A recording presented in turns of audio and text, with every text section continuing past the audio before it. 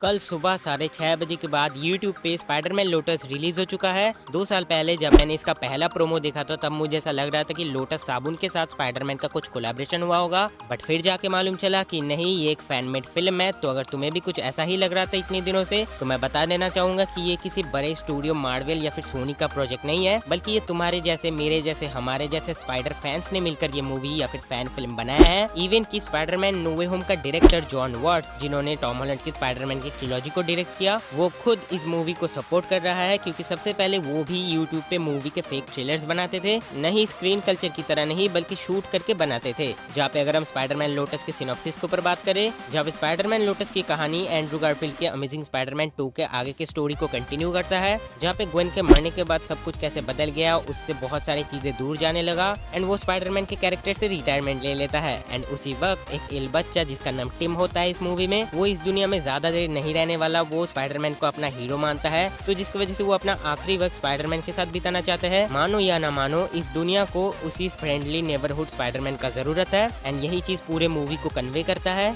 तो मूवी का शुरुआत टिपिकल स्पाइडरमैन मूवीज की तरह होता है, जहाँ पे हमारा फ्रेंडली नेबरहुड स्पाइडरमैन एक कार को चेस करते हुए कुछ गुंडों को पकड़ने के लिए जाता है। जहाँ पे अगर तुम इस कार के नंबर प्लेट में ध्यान दोगे, यहाँ पे हमें टसम 4 का ईस्टर एग या फिर रेफरेंस देखने को मिलता है। एंड आई नो कि तुम क्या सोच रहे हो कि इस कार का वीएफएक्स उतना भी खास नहीं है। सबसे पहले तो हम इसके वीएफएक्स के ऊपर ध्यान नहीं देंगे, क्योंकि ये मूवी सिर्फ $1 लाख से बना है, वो भी क्राउड फंडिंग की मदद से। एंड उसके ऊपर से बहुत सारे कंट्रोवर्सीज की वजह से वीएफएक्स टीम में बहुत सारे दरारें आ गए थे। खैर, हम उस डायरेक्शन में नहीं जाएंगे। एटलीस्ट इसका वीएफएक्स बहुत ज्यादा बेहतर है किसी 700 करोड़ के मूवी के मुकाबले में। You know what I am trying to say. And उसके बाद उन्हीं गुंडों में से कोई एकदम सूट वगैरह पहन के अपने हाथों से शॉक वगैरह देता है, जिसका नाम इस मूवी में कॉमिक बुक एक्यूरेट ही दिया गया, द शॉकर। तो द शॉकर कॉमिक बुक्स में एग्जिस्ट करने वाला स्पाइडरमैन का एक सुपर विलन होता है, जिसका अपीयरेंस या फिर डेब्यू सबसे पहले 1967 में अमेजिंग स्पाइडरमैन इशू नंबर 46 में हुआ था। एंड फिर हमें वही सारी चीज दिखाया जाता है कि स्पाइडरमैन हमेशा लेट हो जाता है हर चीज में। अपने दोस्त हैरी, एमजे, अपना प्यार ग्वेन स्टेसी के साथ ज्यादा से ज्यादा टाइम स्पेंड करना चाहता है।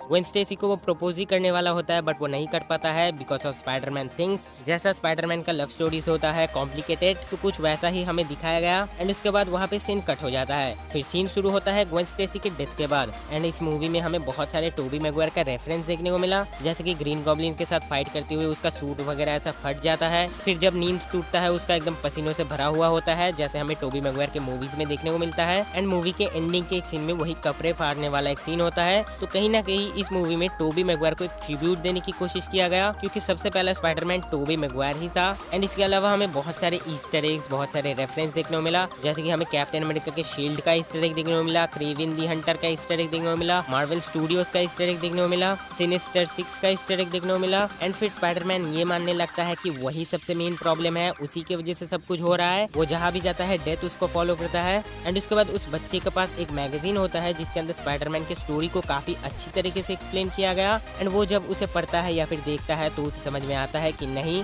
दुनिया को स्पाइडरमैन की जरूरत है, स्पाइडरमैन ने बहुत लोगों को बचाया है। तो कहीं ना कहीं उसके अंदर वो पॉजिटिवनेस आ जाता है। एंड वही हमें स्पाइडरमैन का टिपिकल गूज़बम्प देने वाला डायलॉग सुनने में मिलता है कि this mask mean something to a lot of people, जो कि सही बात है। एंड उसके बाद पीटर, हैरी, एमजे वो सारे डिसाइड करता है मूव ऑन करने के लिए, यानी कि जो भी हुआ उसे भूल कर एक नया जिंदगी शुरू करने के लिए। जिसके बाद वो लोग एक पार्टी में जाता है and Peter as always late होता है। एंड वो देखता है कि उसके दोस्त खुश है, बट फिर उसे याद आता है कि शहर को स्पाइडरमैन की जरूरत है more than Peter Parker. And उसके बाद वही हमारा टोबी मैगवायर के कपड़े फाड़ने वाला सीन के साथ एक काफी ब्यूटीफुल स्विंगिंग सीन के साथ ये मूवी खत्म करता है। एंड ये वाला स्विंगिंग सीन टॉम हॉलैंड के मूवीज के अंदर जितने भी स्विंगिंग सीन है उससे बहुत ज्यादा बेटर है। ओवरऑल ये मूवी काफी अच्छा था, इसके वीएफएक्स काफी अच्छे लगे मुझे, जैसे कि स्पाइडरमैन ऐसा बैठा हुआ है छत पे, ऊपर से बारिश हो रहा है, वो सीन काफी ज्यादा ब्यूटीफुल था। बट क्योंकि ये ओपिनियन कैंपस है तो अच्छे ओपिनियन के साथ साथ बुरे ओपिनियन भी सामने रखेंगे, जहाँ पे कुछ कुछ कॉन्वर्सेशन बहुत ही ज्यादा टाइम कंज्यूमिंग लगता है, जैसे कि एमजे और फ्लैश के बीच में कॉन्वर्सेशन, एमजे एंड हैरी के बीच में कॉन्वर्सेशन,